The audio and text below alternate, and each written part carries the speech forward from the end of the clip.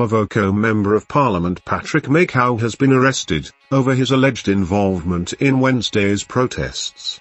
A source privy to the arrest confirmed to News 54 that the legislator was picked up from his home in Karen and moved to DCI headquarters on Kiambu Road.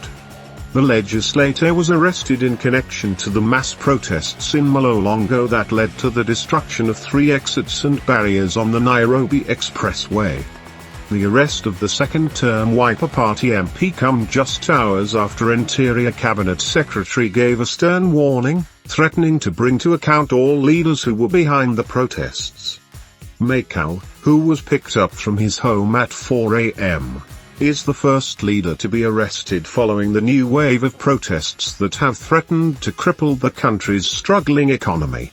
Efforts by News 54 to reach Makau were futile as calls and texts went unanswered. Various political players indicated that the Azimio-led coalition should be held responsible for the chaos witnessed across the country. Weighing in on the matter, Trade CS Moses Uria accused MP Makau of orchestrating the mass protests in Mlolongo because of the government's decision to evict illegal squatters from East Africa Portland land in Athi River. The CS maintained his stance that the government would carry out the planned eviction despite the mass protests. He added that the land was reserved for the construction of the first Kenyan cargo airport.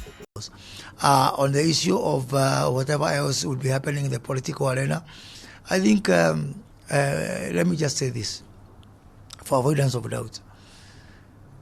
Global investors are very resilient nowadays. They're very resilient. They operate in hotspots. They operate in much more harsh environments. The modern day investor knows what they are looking for. The modern day investor looks at the opportunities, not in the small rumblings that would be here and there. And so the presence of $2.5 trillion company that we have today shows the kind of consistency, confidence, and the resilience of Saudi investors and indeed all global investors. And we'll keep on focused and we'll march on.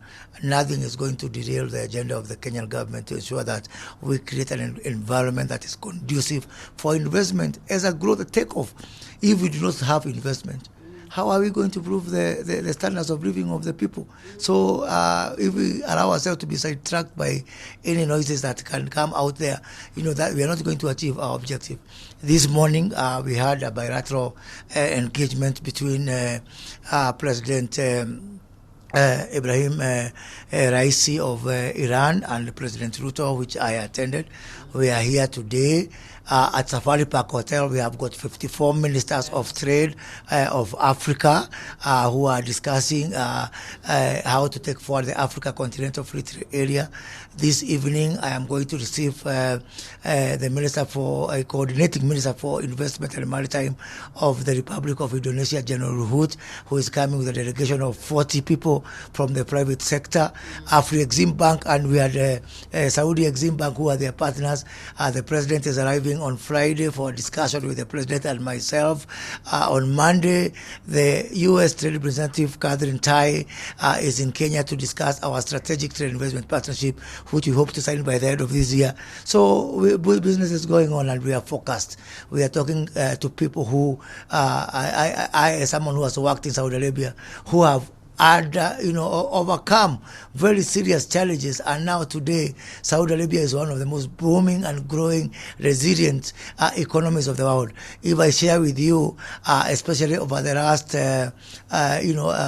15 years, 22 years actually of serious challenges that Saudi Arabia has overcome, I am very proud and I'm happy to be associated, because as someone who was working in Saudi Arabia when they were going through those challenges and seeing how as a people they are